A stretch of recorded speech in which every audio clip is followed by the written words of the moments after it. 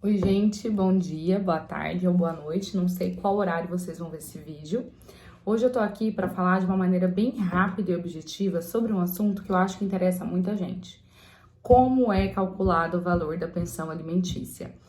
A gente tem um mito, né, aí na sociedade que pensão alimentícia é 30% do salário e pronto. E não é isso.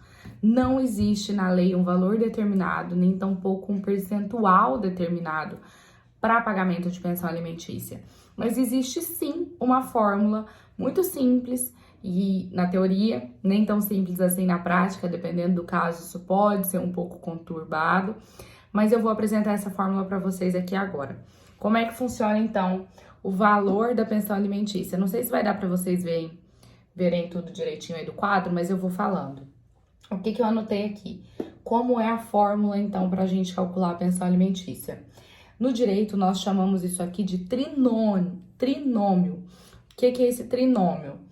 Necessidade, possibilidade e razoabilidade. É isso aqui.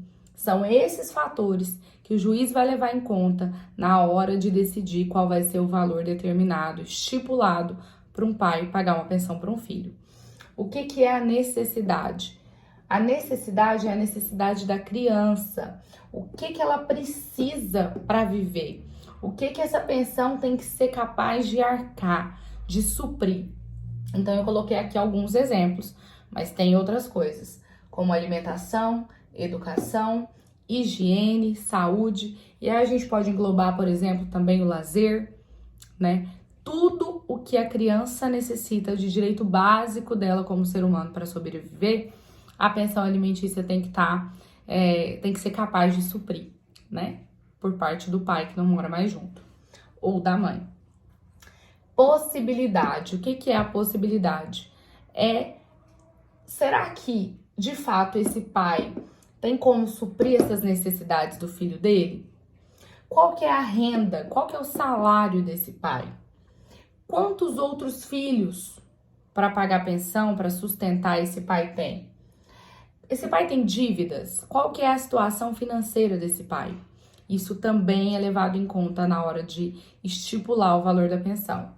Então, necessidade da criança, de quem vai receber, possibilidade do pai, que é quem vai pagar, e por fim a razoabilidade, que pode ser entendida ou chamada também de proporcionalidade. Então, o que a criança precisa, o que o pai pode pagar e qual a proporcionalidade, qual a maneira, qual o valor mais razoável a se estipular, levando em conta esses outros dois fatores.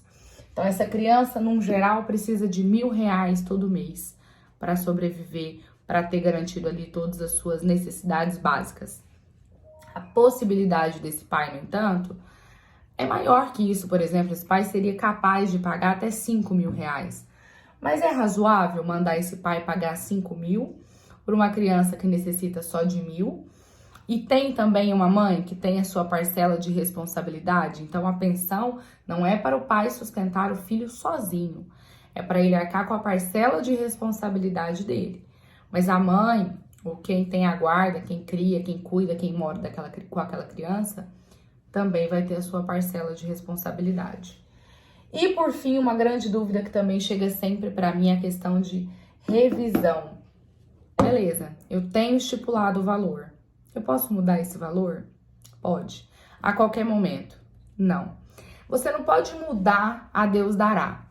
Existe sim a possibilidade de uma ação de revisional de alimentos, que serve exatamente ou para aumentar o valor da pensão, ou diminuir o valor da pensão. E quando isso vai ser possível?